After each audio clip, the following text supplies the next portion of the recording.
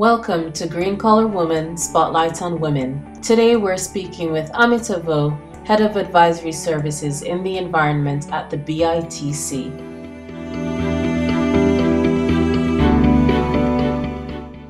Well, I've been in the field of sustainable development really for around 8 years. I initially did a geography degree and then I did a master's in international development, and since then I've done 2 years working overseas, 1 year in India in international development and 1 year in Mozambique.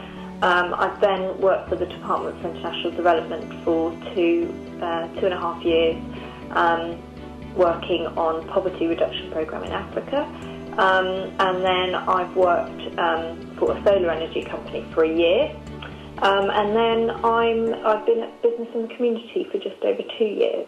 So I've sort of had a sustainable development background, but now narrowing down into sustainable business and focusing on the private sector's role in sustainable development.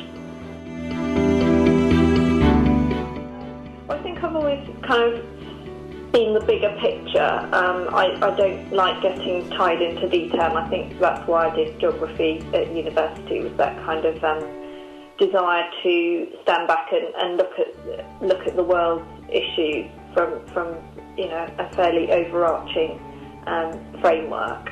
I find it now that I'm in the field, very varied. You meet a real range of people, so I now meet people on a day-to-day basis from the NGO world to the business world to environment practitioners. So a real varied job, and I guess the ultimate objective is that I'm doing something good, hopefully, and giving something back rather than just climbing a career ladder for the sake of it.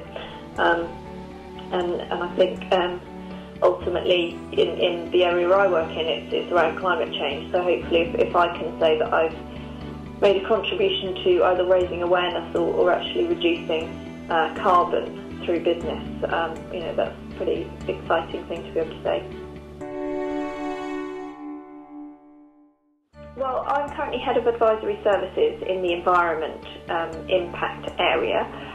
So that means that I advise on a daily basis any number of our 850 member companies at BITC. Primarily those tend to be FTSE 250, the very large businesses.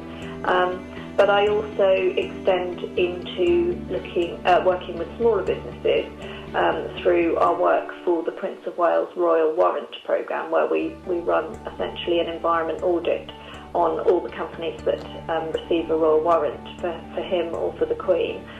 So that's a slightly different aspect of work. I also run our awards programme, so that's all around inspiring businesses to inspire others in the area of climate change. And also I advise on the impact of our Prince's May Day network, which is our climate change campaign that we run on behalf of the Prince of Wales. So essentially looking at, on a day-to-day basis, I look at what businesses are actually doing and the impact they're having. So that could range from consultancy type work, analysing a company's carbon strategy, for example, right through to organising the awards programme and getting them recognised for what they're doing. I think women already are certainly at the heart of sustainability. I think at board level, on the other hand, so getting women more at the heart of business than at the heart of sustainable business, that's where the challenge is. And we have a strong women's Women in the Workplace campaign here at Business in the Community, looking at the barriers and what is preventing women. There's still a huge national pay gap for women in those senior positions, so that's a wider issue of talent and recognising good people for the job and giving women the flexibility to go through their whole career, whether they have children or not, and all those kind of issues, to make it to the top. where they're in a really strong influencing position. It is slowly happening, but it's certainly depressingly very, very male at that top level. I think I am genuinely passionate around the issues of sustainability, always have been and always will. It's not something I can switch off. I think, again, that sort of bigger picture view that I've always had, that there's more to life than just crunching numbers in a spreadsheet. That kind of, we're here to make a change in the world, which can sound corny, but that's kind of what I live for day to day.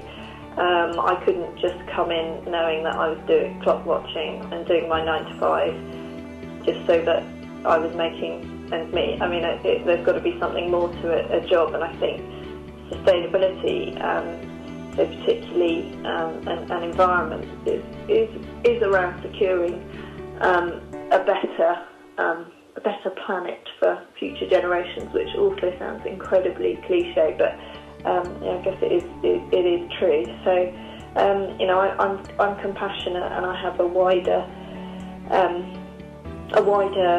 picture on the world, I think, and that helps me on a day-to-day basis. I think I be very patient. It took me a long time.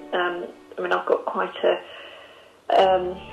the last 8 years I've done lots of different things until I've narrowed down exactly what I wanted to do, but also because, I wanted to get into corporate responsibility for a few years, and I couldn't, and the closest I got was working in a solar energy company, because I was in the private sector working in sustainable development. But I got a lucky break, basically, when I got my position here, and I would say be very, very patient and be prepared to have lots of knockbacks, because it's just completely normal and it's a competitive sphere.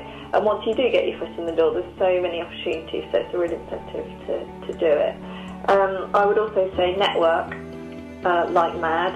I'm more of a beginner, I would say, on the online networking side. If you're the kind of person that likes blogging and online networking and Facebooking, then that's a great way for you. I think for me, I'm not someone who sits online doing that. I prefer events in person. The third tip, I suppose, would be to really understand the issues.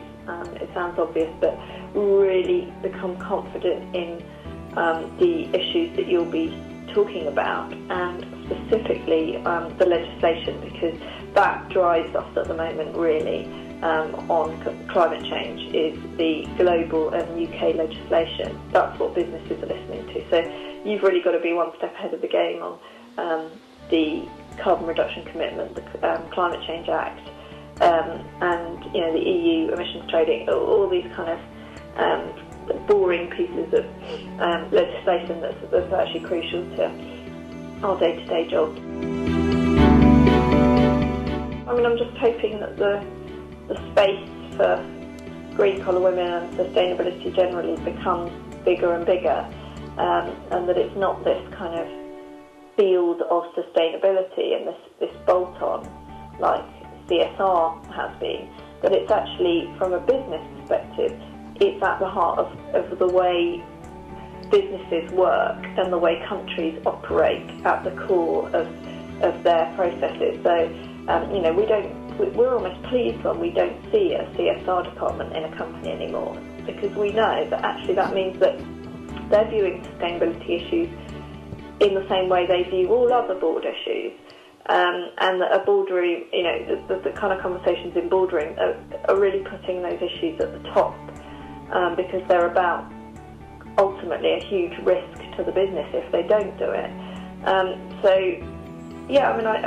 I hope that the space becomes less of a niche field and more mainstream within business and government policy making. Thanks for joining us for GreenCollarWoman Spotlight on Women. See you next time.